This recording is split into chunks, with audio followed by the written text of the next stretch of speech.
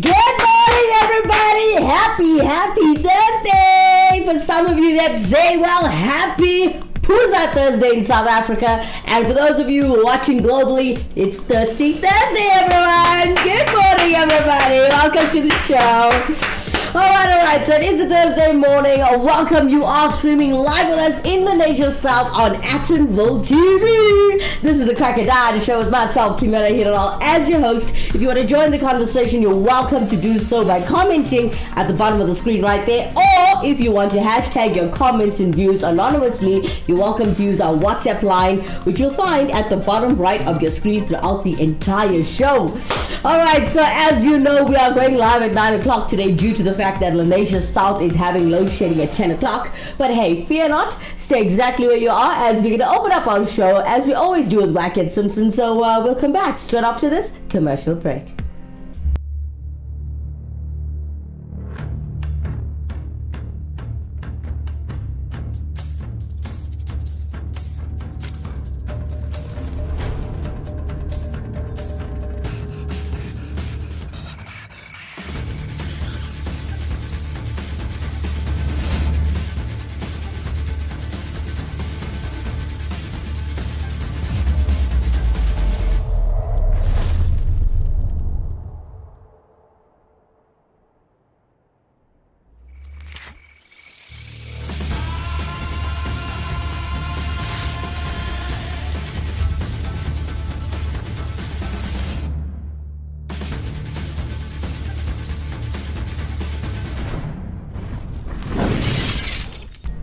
Welcome back to Crocodiles. Woo! Alright, it is Puza Thursday, also known as Thirsty Thursday globally. Alright, to those of you who just joined us, welcome to the show, guys. We are streaming live in the nation south on Attenville TV. This is the Crocodile Show with myself, Kimera, Heeralal, as your host. If you want to join the conversation, please do so by commenting at the bottom of the screen right there. Remember, you don't have to comment about what's happening in the show. You could drop us a hazard, how are you, anything. If you are celebrating your birthday today, happy birthday! May you see many more. If you are celebrating anything special like an anniversary, or you passed your exam, or you did well in a project, or whatever the case may be, or you got a promotion, congratulations! Alright, so guys, as we always open up the show with a nice beautiful prank early in the morning, today we have Wackhead Simpson doing his senseless survey.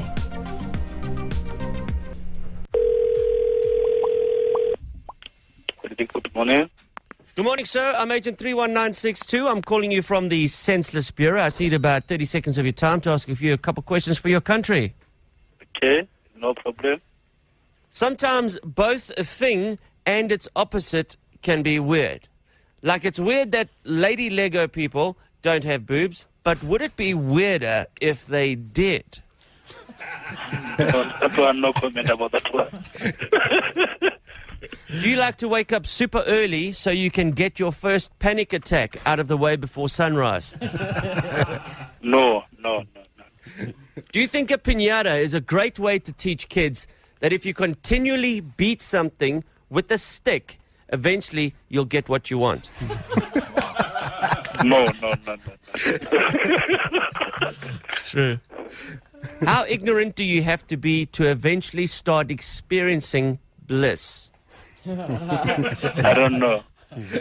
Do you refer to your fashion style as clothes that fit? Yeah. Have you ever tried to punch a word right back into someone's mouth? No, never did. Do you think it's tough for kids these days knowing that their moms are naked on the internet? No problem.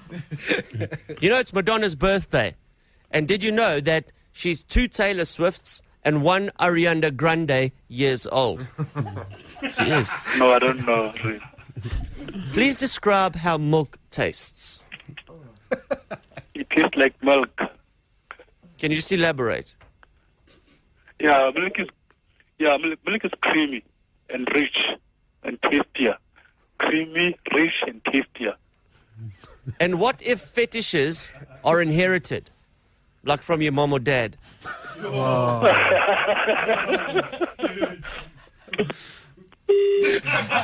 He's gone. Watch Simpson, everybody. Whoa! He always gets you laughing in the morning. Hope you guys enjoy that one.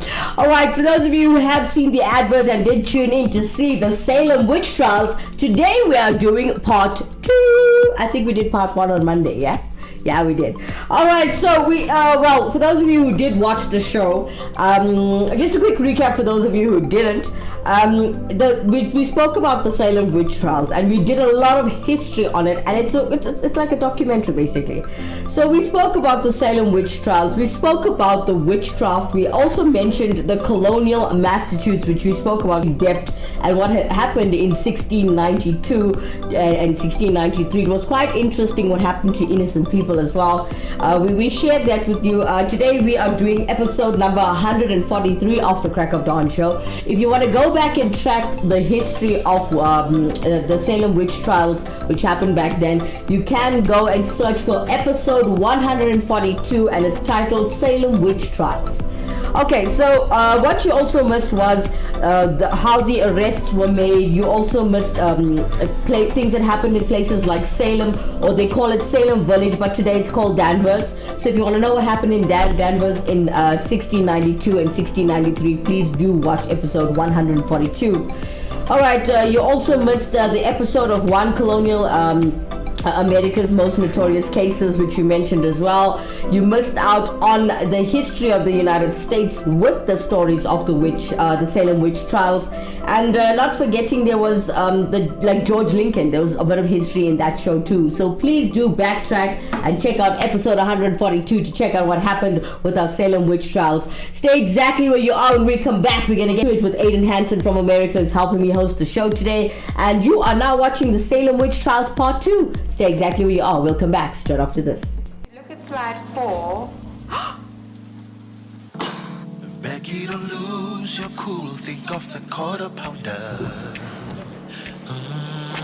It will taste like sunshine on a rainy day. Oh, so make it a day, the quarter pound away. Da da da da da. Welcome back to Crack of Dawners. We're still streaming live in the Nation South on Actonville TV. You are watching the Crack of Dawn show with myself, Kimera, Heeralal, as your host. Join the conversation. Drop us a comment at the bottom of the screen. Subscribe to this channel if you haven't done it already. And if you did it, please share. Share with your friends, your family, as we are a community station growing and numbers matter to us, showing your support. Alright, if you want to keep any of your views and comments anonymous, you're welcome to hashtag it anonymous and drop it in our WhatsApp line, which you'll find at the bottom right of your screen throughout the entire show. There's it right there. Alright, so let's get into it. We're talking about Salem witch trials now, right? So I told you about the history in the last show. Now this is Salem witch trials part 2. So let's look at the bit of the background quickly. And when we talk about witches, right, the Salem witch trials, while witch trials had begun to fade across much of Europe in the mid-17th century, we mentioned before in the last episode that they continued on the fringes of Europe and in the American colonies. Now, all of these events in 1692 to 1693 in Salem became a brief outburst of a sort of hysteria in the New World, while the practice was already waning and most of Europe was involved in this. So in 1668, in Against Modern Sadducism, Joseph Glanville claimed that he could prove the existence of witches and ghosts, which I've told you in the last show about. And he spoke about witches and ghosts of the supernatural realm. He also mentions that Glanville wrote about the denial of the bodily resurrection and the supernatural spirits. Okay, so let's go back to the accusations of the Salem witch trials. Now, the trials were started after people had been accused of witchcraft, primarily by teenage girls such as Elizabeth Harbord, who was 17 years old, as well as some who were younger. Dorothy Good was 4 or 5 years old when she was accused of witchcraft. And before we get more into the history of the Salem witch trials, let's take a look at the cruel punishments used during witch trials in history. Today it's being hosted by Aiden Hansen, and today he's coming in at number 5, burning at the stake.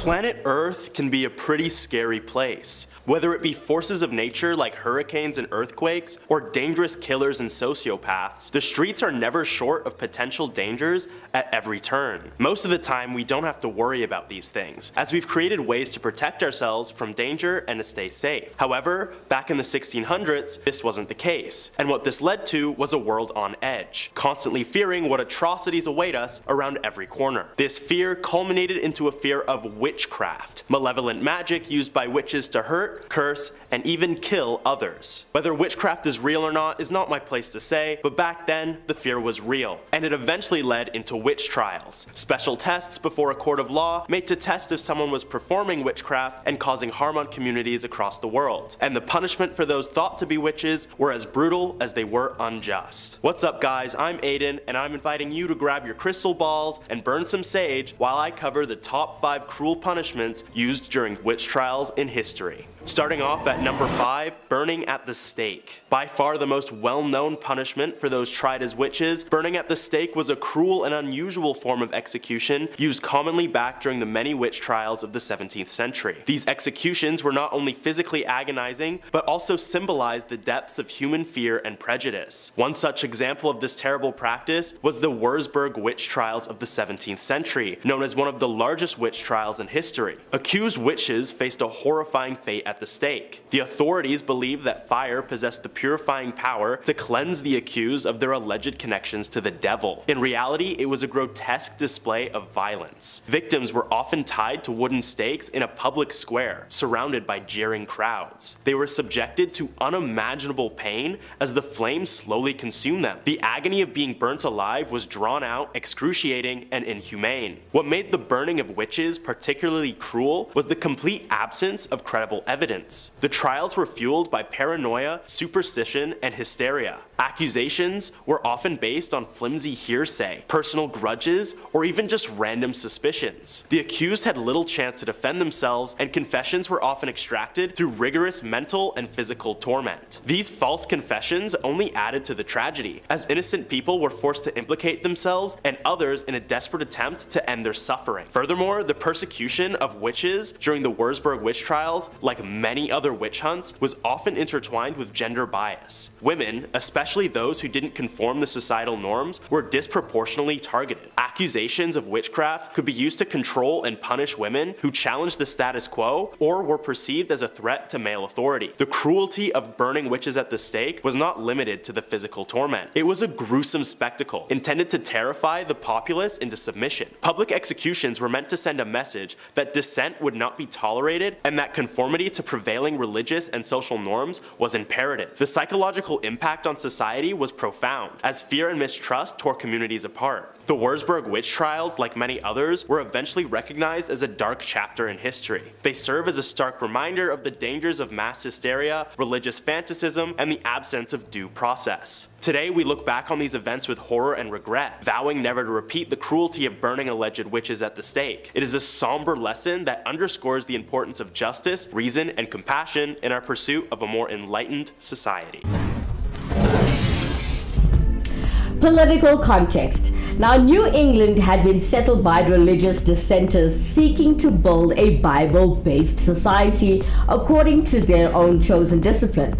Now, the original 1629 Royal Charter of the Massachusetts Bay Colony was vacated in 1684, after which King James II installed Sir Edmund Andros as the governor of the Dominion of New England.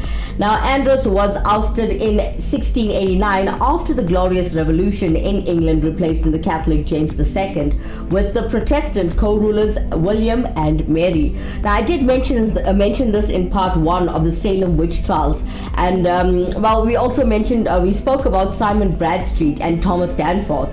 The colonies under the old charter resumed their posts as governor and deputy governor, but lacked constitutional authority to rule because the old charter had been vacated.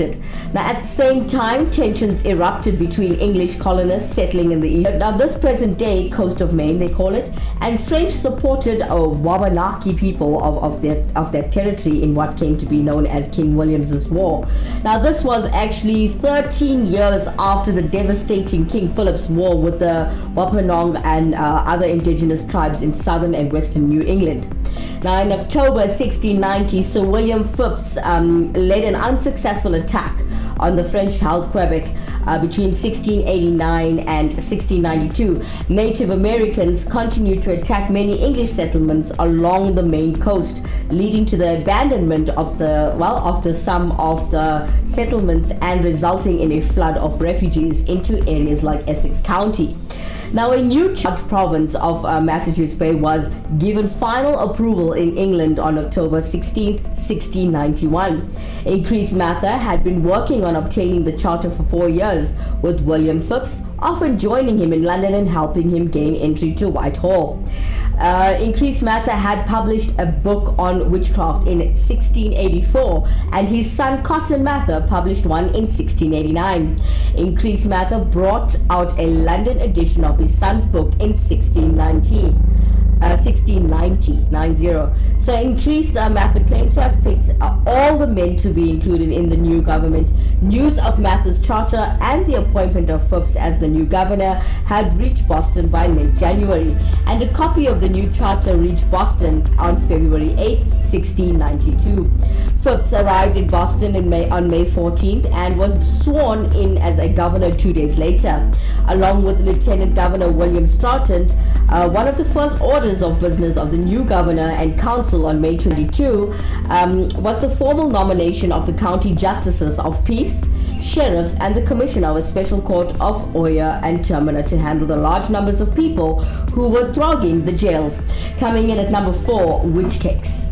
Next up at number 4, witch cakes. Witch cakes are a bizarre and unsettling aspect of the witch trials that swept through colonial America during the 17th century, as exemplified in the infamous case of Tituba. These cakes, concocted from peculiar ingredients, were believed to possess the power to reveal the presence of witches. While they may seem like a bizarre footnote in history, witch cakes serve as a chilling reminder of the hysteria and irrationality that fueled the witch trials. In the case of Tituba, a slave woman living in Salem, Massachusetts, witch cakes played a central role in her ordeal. Tituba was accused of practicing witchcraft, and her accuser sought a means to expose her supposed demonic affiliations. They decided to bake a witch cake, a crude mixture of rye meal and the urine of the afflicted girls who claimed to be victims of witchcraft. Ew.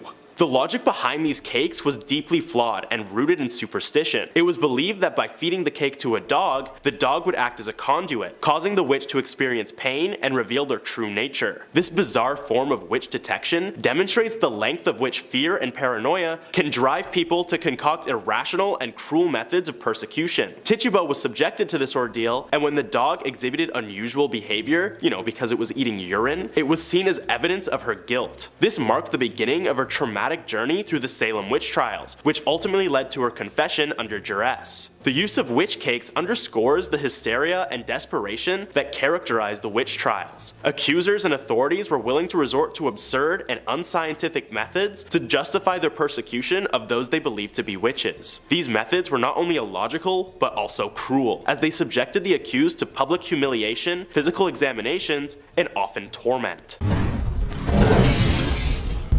Let's look at the local context about the Salem witch trials. Now, Salem Village, as we mentioned before, to this present day is called Danvers, Massachusetts, was also known for its fractious population, who had many disputes internally and with Salem town. This present day it's called Salem.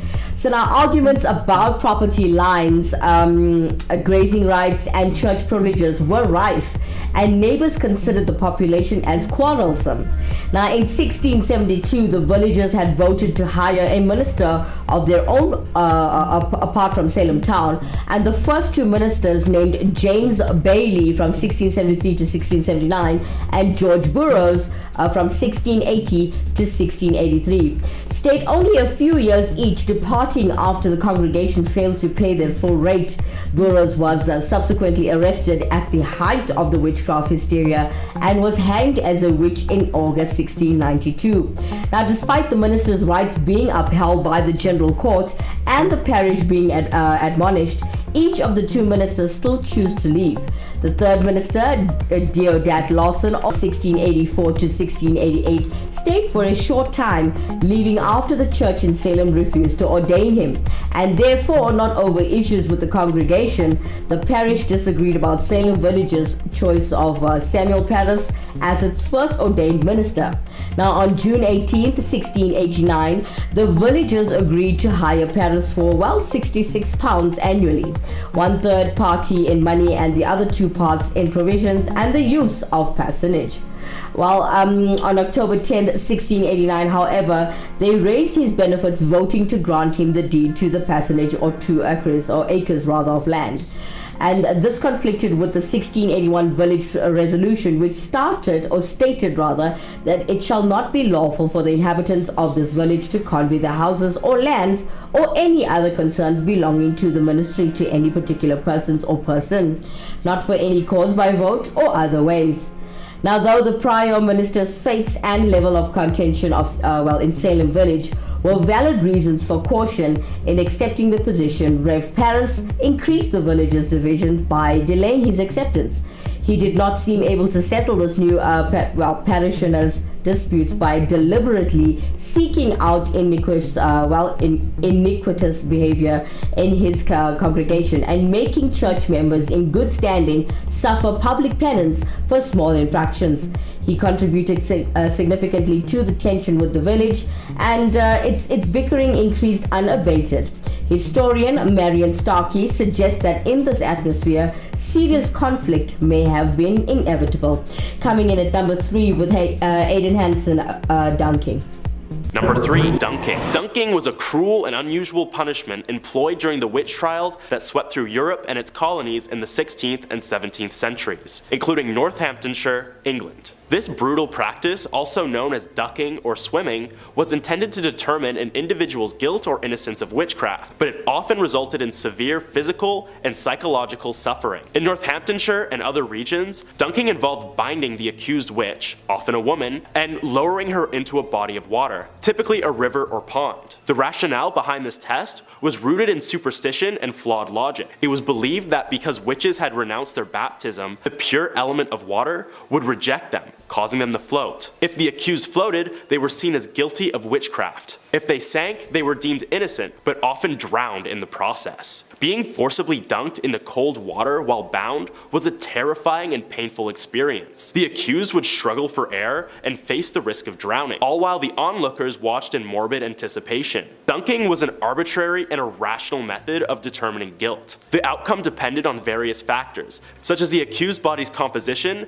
and the skill of the dunking implementers. Innocent people could easily be declared guilty, leading to wrongful executions. Despite its cruelty and lack of reliability, dunking persisted in witch trials because it was consistent with the prevailing belief in the supernatural and the desire for swift justice. It was only with the eventual advent of more rational legal systems that such inhumane practice ended. Before we give you the last 2 Salem witch trials, let's just say the punishments of the Salem witch trials, they were actually quite cruel. Please stay tuned as we are going to continue to educate you on the Salem witch trials which happened back in the day, but it still affects us to this day. Stay exactly where you are. We'll come back straight after this commercial break.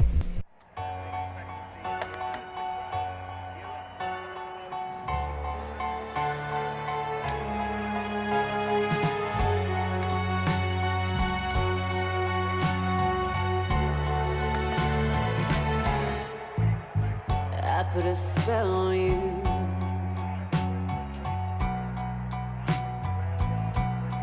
Because you're mine. Oh, because you're mine. Because you're mine.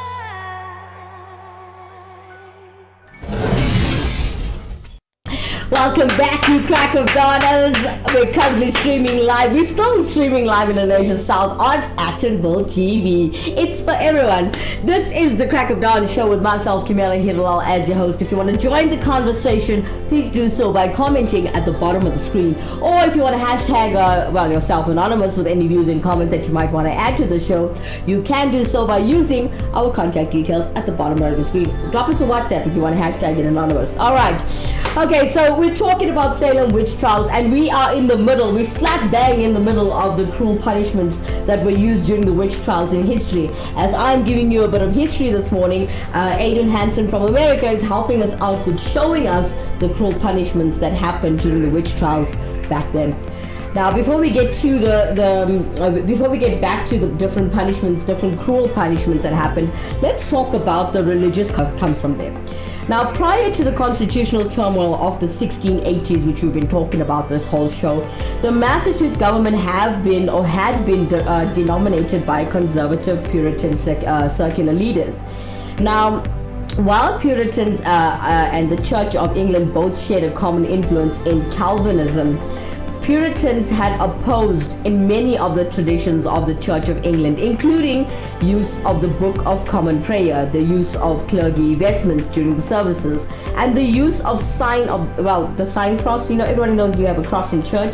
They actually didn't like the use of the sign of the cross at baptism, and the needing to receive communion, and all of which they believed constituted popery. Now, King Charles I was hostile to this viewpoint, and Anglican church officials tried to repress this dissenting views during the 1620s and 1630s. Some Puritans and other religious minorities had sought refuge in the Netherlands, but ultimately many made a major migration to colonial North America to establish their own society.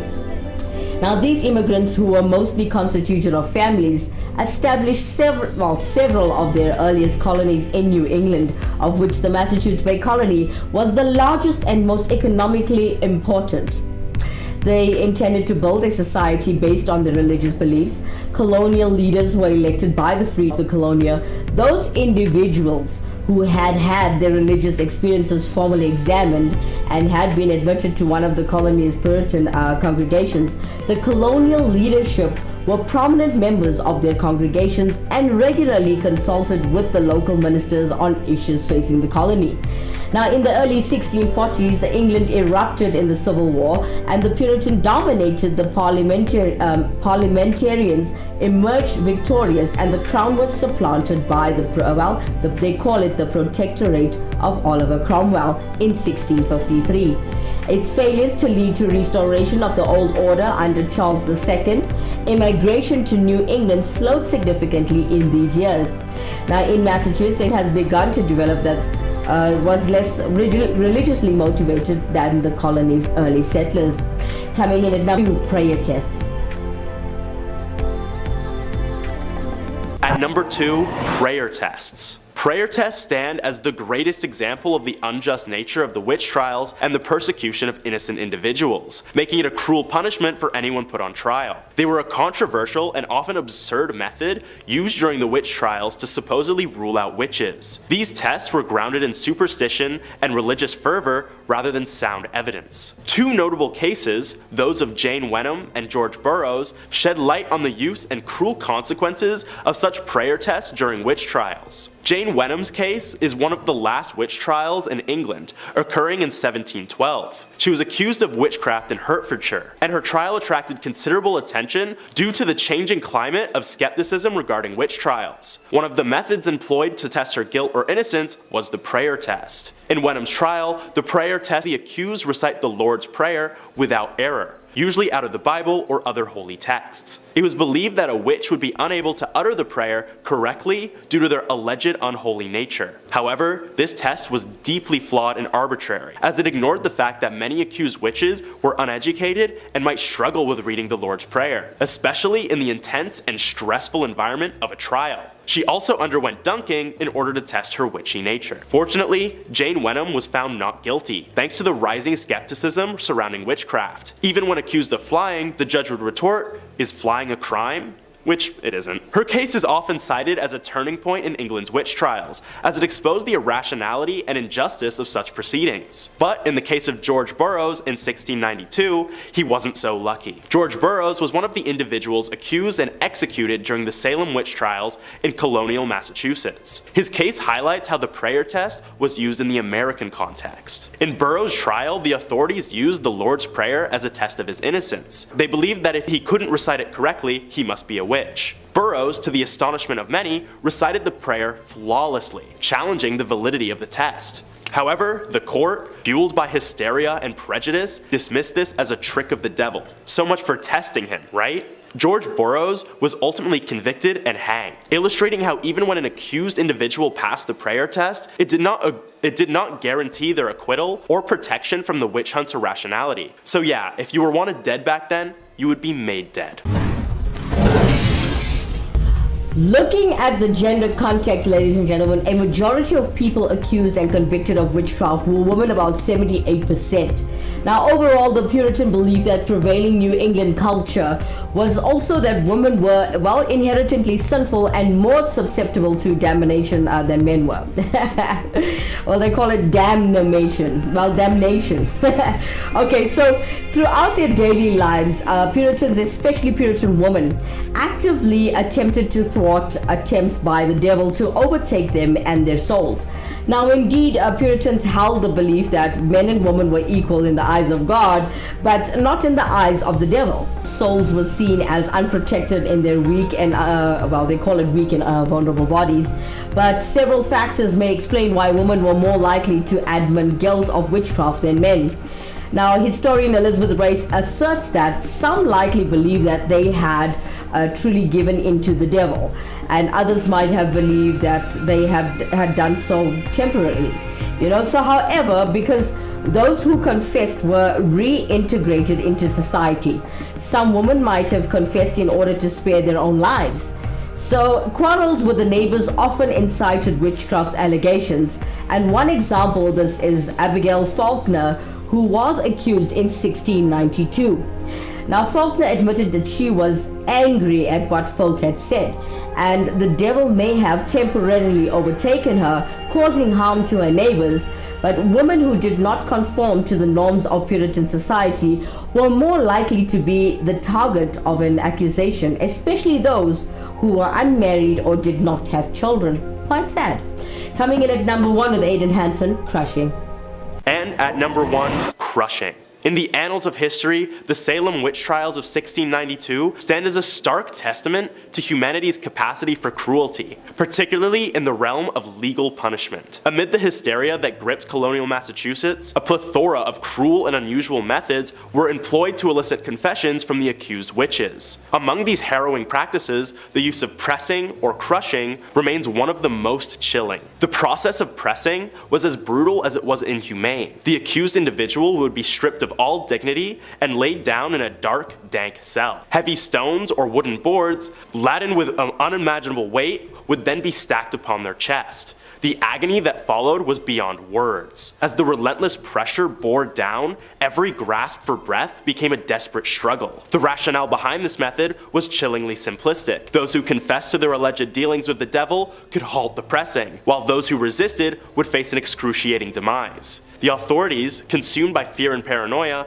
believed that witches, having supposedly consorted with Satan, possessed a supernatural resilience that rendered them impervious to such torment. The cruelty of pressing was evident not only in its physical brutality, but also in its stark absence of due process. Accused witches had no chance to defend themselves, no legal representation, and no recourse to justice. Their fates rested in the hands of accusers and a court swayed by mass hysteria and irrational beliefs. Perhaps the most infamous case of pressing during the Salem witch trials was that of Giles Corey. A resilient and principled man, Corey refused to enter a plea, knowing that doing so would lead to the forfeiture of his property. His stoic resistance, in the face of a slow and agonizing death, made him a symbol of defiance against the unjust trials. Well, anyway, that's it. Thanks so much for watching, and comment down below some of your most haunting trial stories that I might have missed. And while you're down there, why don't you like and subscribe too? It really helps us out. See you all in the next one.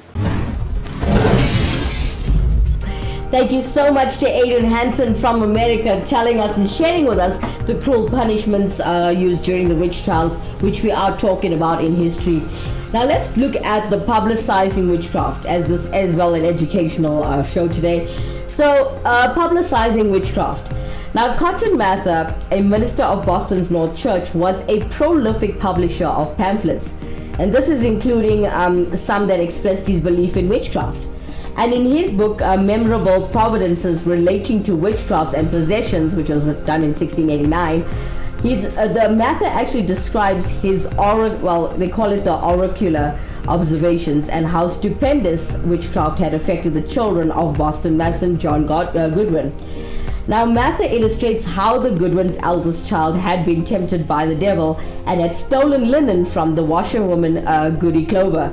Clover of Irish Catholic descent was characterized as a disagreeable old woman and described by her husband as a witch. This may have been why she was accused of casting spells on the Goodwin children, and after the event, 4 of her 6 Goodwin children began to have strange fits, or what some people refer to as the disease of astonishment. And the manifestations attributed to the disease quickly became associated with witchcraft. Now, symptoms included the neck and back pains. You know, you get your neck and back pains, your tongues being drawn from their throats, and loud random outcries. Other symptoms included having no control over their bodies, such as becoming limber and flapping their arms like birds, or trying to harm others as well as themselves. These symptoms fueled the craze of 1692. If you look at it, guys, we've done the show on, this entire show was about the Salem witch trials, and we did part 1 of this, episode 142, and today's episode 143. So 141 was part 1, 142 was part 1, 143, which is this show which you're watching currently, is about the Salem witch trials. And this is your history, guys. I always say to people, these shows are not boring. Consider this, you ain't gonna know where you're going until you know where you've been. Yeah? Well, I hope you guys enjoyed the show and the educational information about the Salem witch trials. It was a brilliant delivery, I think, myself. If you'd like to, comment at the bottom of the screen like Aiden Hansen told you. Share your stories if you know quite a few more Salem witch trials that we missed on this show. Comment at the bottom of the screen. Leave your comments. Don't forget to subscribe to this channel. When we come back, we got great music entertainment to keep your day vibey and lively straight after this commercial break. Look at slide 4. Becky, don't lose your cool. Think of the quarter pounder. It will taste like sunshine on a rainy day. Oh, so make it a day.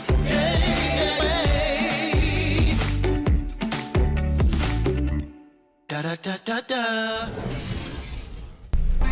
Welcome back to Cracker Diners. For those of you who are South African, happy Boozer Thursday! Okay, since we should be streaming globally, happy Thirsty Thursday, everybody.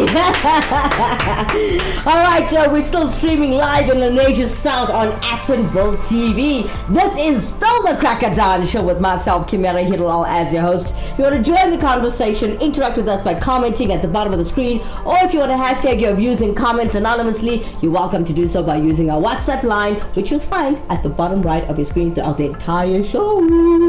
Alright, as promised, I promised to keep you vibey and not bore you to death with any of our history lessons or our educational platforms, but hey, let's keep it going with some great music. This morning we have Lizzo's Pink. Well, yeah, it's Lizzo Pink, right? And it's from the Barbie album, and today it's being covered by Peja Europe. Check it out.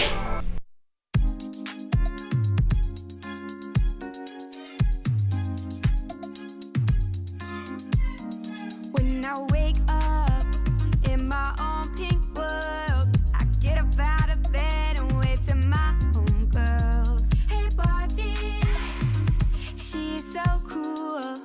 All dolled up, just playing chess by the pool. Come on, we got important things to do. It's her and me and you. In pink, goes with everything. Beautiful from head to toe. I'm ready to go. You know it's pink.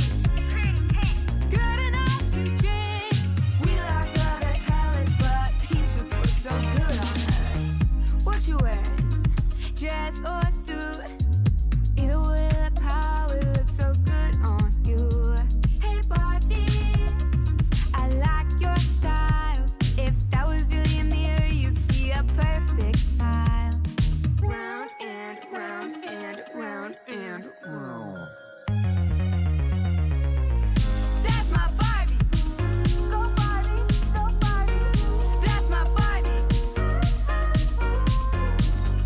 That's my Barbie. Go Barbie, go Barbie. That's my Barbie. Come on, we got important things to do. It's her and me and you.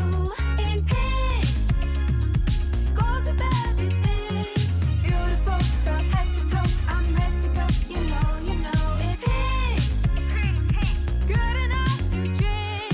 We like other colors, but pink just looks so good on us. P, pretty.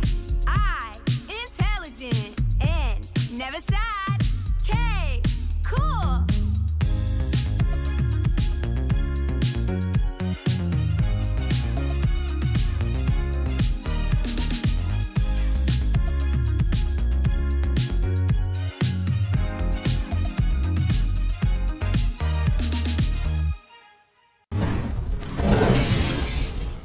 Well, I certainly hope there are a couple of babies sitting with their mamas as we streaming live, because that video, that song was made for kids.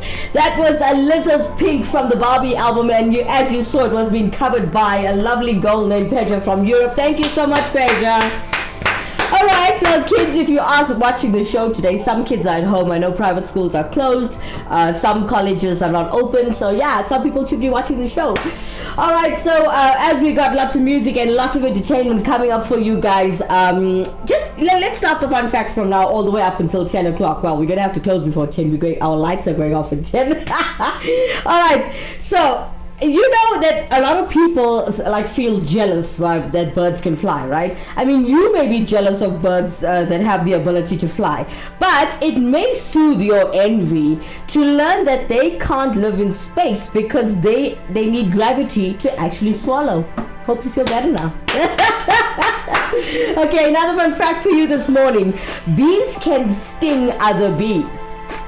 Okay, usually if they feel threatened or are protecting their territory. In other words, you're not the only one who's scared of getting stung. It's bees as well. They're scared for themselves. Good one, huh? When we come back, we got lots of music coming up straight after this commercial break. The ultimate accessory, the latest shiny thing, mesmerized, trying to keep up, but never getting ahead in an endless cycle of spending. In this world of constant upgrades, do you want a bank that takes your money or a bank that takes your money seriously?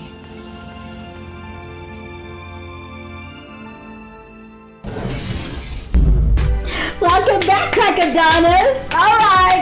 We're still in the Nation South. We're still streaming on Attenville TV. It's for everyone. It is still the Crackadon Show with myself, Kimera, Heeralal. Don't forget, comment at the bottom of the screen. I want to hear you. I want to see you.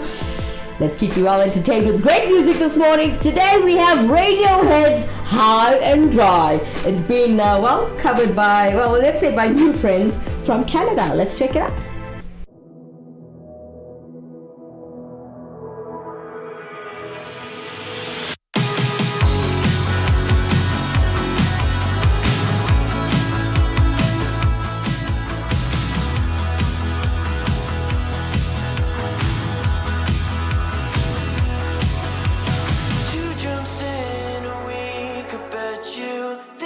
Pretty clever, don't you, boy?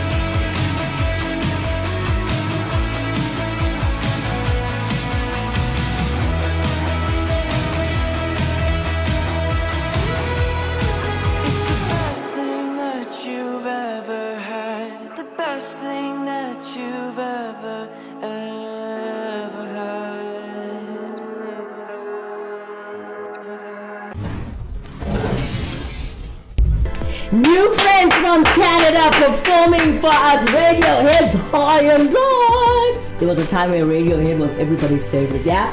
Alright, so thank you guys so much. Interact with us in studio today. Comment at the bottom of the screen. Oh, by the way, don't forget, if you have talent, if you have a smartphone and talent, smartphone, and drop us a message at the bottom of the screen, or use our WhatsApp line to let us know that you have content and you want to know the procedure as to how to get your stuff on Atom. Yeah. Alright, let's do a couple of fun facts before we go. Okay. Did you know that when you've seen a tiger, whether you've seen a tiger or in real life or in a photo, right, you know that they have striped fur, correct? Now, but did you know that they actually have striped skin as well? Nice one. Okay, did you know that if you're a cat lover, then you may be surprised by this interesting fact. Cats can't taste anything that's sweet. That's probably why they can't get enough of their favorite salty snacks. True story. Alright, keeping you well entertained this morning as we got great music going back to back. Let's not go cut to commercial as we got a very tight schedule. We've got Ed Sheeran's Give Me Love today. It's being covered by Aaron Robusta from the Philippines. Check it out.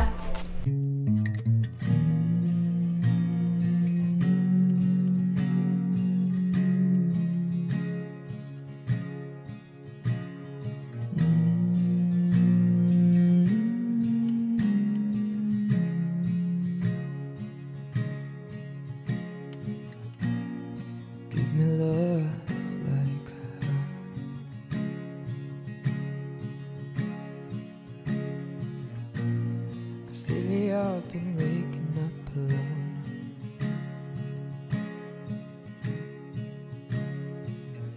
The pain splattered teardrops on my shirt.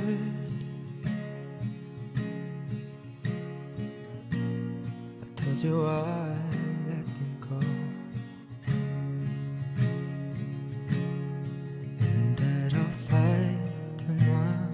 Colder, maybe tonight. I'll call you up to my blood. Turns into alcohol. No, I just wanna hold you. Give a little time to me. Or burn this out. We'll play hide and seek to turn this around. All I want is a taste that your lips allow. My mind, give me love. My mind, give me love like never before. 'Cause lately I've been craving more. It's been a while, but I still feel the same. Maybe I should let you go. You know I'll fight to my corner, and that tonight I'll call you up to my blood. It's drowning. No, I just wanna hold you. Give a little time to me to burn this out. We'll play hide and seek to turn this around. All I want is a taste that your lips allow. My mind, give me love. Give a little time to me. Burn this out. We'll play hide and seek to turn this around. All I want is a taste that your lips allowed. My mind, give me love. My mind, give me love. My mind, give me love. Give me love. Give me love. Give me love.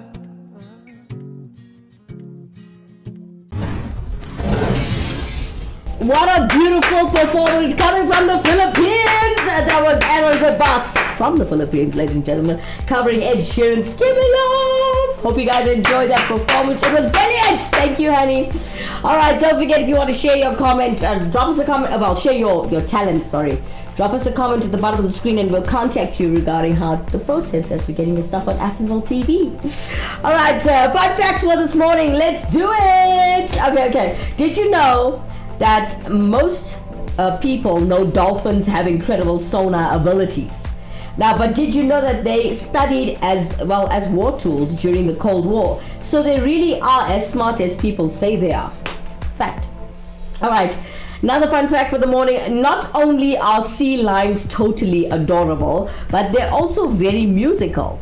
I mean, they are the only animal that can actually clap to a beat.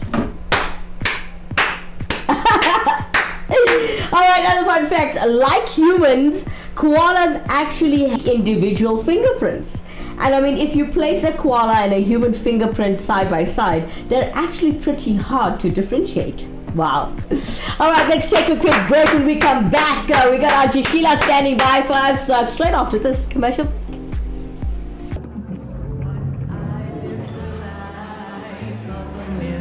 The rich taste that says you've arrived. Uyingakhala. Living a life of illusion. Leaving your finances on the rocks. In this world of bazothina bantu, do you want a bank that takes your money or a bank that takes your money seriously? Welcome back, you crocodiles! Woo! Alright, it is Thirsty Thursday, also known in South Africa as Pooza Thursday. Good morning, everyone. It's coming towards that time of the weekend where everybody got paid. It's not, today is actually, if you think about it, well, it's the 31st of August. So not many people get paid on the 25th. So today's the last day of the month. So not everybody's got money. Yeah. So it's Pooza Thursday. It's Pooza. Okay. Let's behave. You know, I forget my age sometimes, and I'm like, oh, happy Thursday, everybody. Just have a blessed day. I'm just teasing about partying. You know, it's nice to be happy, bubbly all the time. Even though I don't do certain things, but yeah, you may think I do. My mom always asks me, well, where do you get this energy from? And what coffee are you drinking? Lots of people ask these kind of questions, and I'll be like, nah, man, I'm just me. Happy Thursday, everyone. All right, let's check out our fun facts that are left on this, on this beautiful show, the Cracker Dawn. All right, so did you know that you may know that? Okay. Did you know your brain uses 10 watts of energy to think? That was 10 watts right there.